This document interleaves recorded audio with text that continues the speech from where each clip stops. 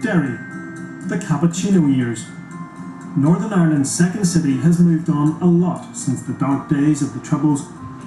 These days, this place is more about tourism than terrorism. And for the vast majority of people here, that's just how they like it. But not everyone's happy. Some see this progress as a mirage, hiding broken promises and unacceptable compromises. Their response is to pursue a conflict most people consider to be long over. They're encouraging young people to riot, shooting police officers and soldiers, and planting bombs. They're doing all of these things more often and with lethal effect. They are Republican dissidents, and the threat they pose is growing.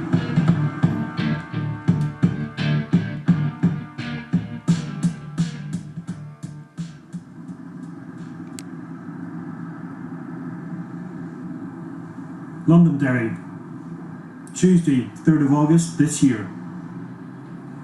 It's almost 3 o'clock in the morning, and for taxi driver Jerry McConnell, it's nearly time to go home. Well, I decided to go up to the garage in Abercorn Road to get a drop of petrol, a packet of fags, a bar of chocolate. And when I was in the garage, I came back out. My computer was bleeding. That meant I'd missed a job, so I called the dispatch. It turns out to be a life-changing decision. The call is to Cook Street, a narrow cul-de-sac. As Jerry starts to turn his car, a gunman emerges from the darkness. And I just heard the voice, "Stop the fucking car, you'll be shot dead." And I just when I looked to the right hand side, I seen the gun on the window and the masked man standing outside. And I was like, I couldn't do nothing, I froze.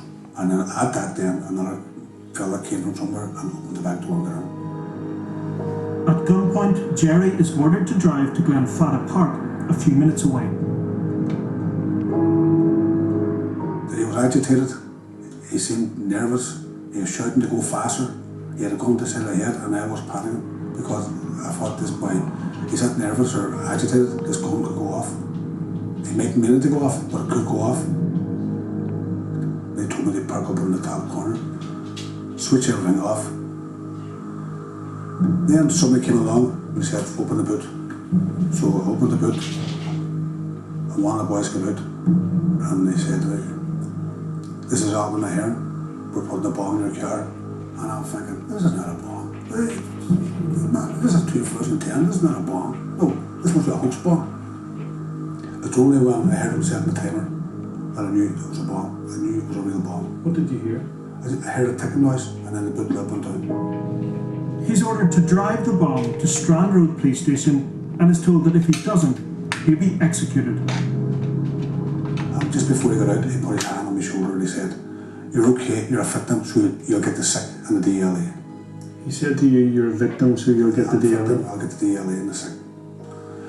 So I started up the car, I started driving, and it was the worst journey in my life. I was scared and terrified. Every bump in the road, terrified that this bomb was going to go off. Terrified that young people were going to try and stop me for a taxi, which they normally do in Derry.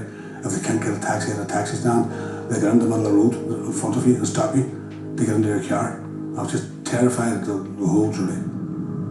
20 minutes after being hijacked, Jerry McConnell pulls up at the police station with a ticking bomb in the boot of his car. I just jumped out of the car and for a split second I could see a kebab shop, people on it. But I couldn't even shout at them, so I was just scared and terrified. I just ran into the police station. I couldn't give people a warning, I just had to get away from that car because I knew there was a bomb. I just wanted to get away from it. The officer on duty raises the alarm as the final seconds on the timer device tick away.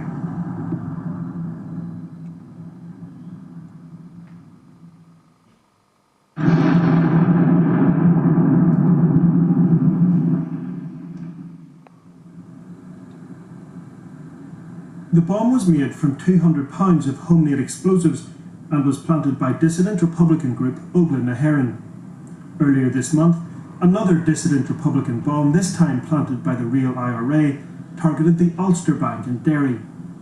So far this year, across Northern Ireland, there have been 37 different attacks linked to dissident Republicans, as opposed to 22 attacks during the whole of last year. So, who are the main groups? The real IRA was formed in 1997 and carried out the Omagh bomb a year later. But it's now become the largest illegal dissident group with well over 150 members. Óglaigh na hÉireann is a splinter group of the real IRA and is thought to share its members and weaponry. It has increased activity dramatically in the last 3 years and is thought to have expert bomb makers in its ranks. The Continuity IRA is an older group formed in 1986 following a split in the Provisional Movement. All of the dissident groups have cooperated more closely in the last 2 years, and all have one thing in common: they're willing to kill for their political objectives. Police officers in Derry now find themselves in an unwanted battle with a growing terrorist threat. Tonight, I'm going out on patrol with the area commander in the city. So has the game changed in terms of how you actually police the city over the last few months? Certainly the situation has changed in the last 2 or 3 months. The bombs that have been planted have started to explode, and clearly that's caused us real problems. But maybe someone during the PSNI, say 4 years ago, might not have thought they would have to deal with this amount of risk. Yeah, and in fairness, in speaking to a lot of my officers have actually vocalised that they didn't sign up for this, but I'll tell you what, we're going to deal with it because we're here. It's a long way from normal, but for the PSNI, normality is exactly what they're aiming for. They want to be able to work freely in any area, but nationalists in some areas are complaining that the PSNI is not responding quickly enough to emergency calls because of the potential dissident threat. There aren't any no-go areas here? Absolutely not. There are no no-go areas in this city. If people need help, we will go. Now, we have to be careful around how we go, because the reality is that if you want to shoot a police officer, it's not difficult. If you dial 999, we will come. If you dial 999 in the right area in the city, you'll know the road we're coming down. So that's the issues that we've had to look at. How do we respond? What tactics do we use? Do we go direct? Do we send a helicopter? Do we come in across the fields? Do we go en masse? These are all issues that we've had to become very adept and very quick at making decisions about. At just 17 years old, A-level student Nathan Hastings is one of the youngest anti-agreement Republicans in Derry. Gary Donnelly is one of the most prominent. They're part of a group called the 32 Counties Sovereignty Movement. Often seen as the public face of the real IRA, they deny any association with the paramilitary group, saying they share only a political analysis. What about these two, like say the Strand Road bomb and the more recent Ulster Bank bomb?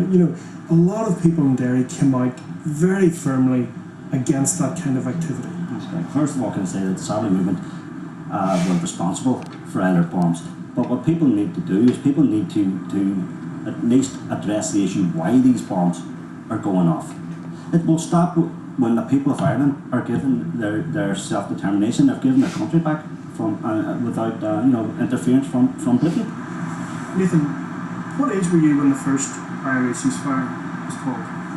First IRA ceasefire? In 94. In 94, I would have been 2 years of age. So, what attracted you to the 32 County Sovereignty movement?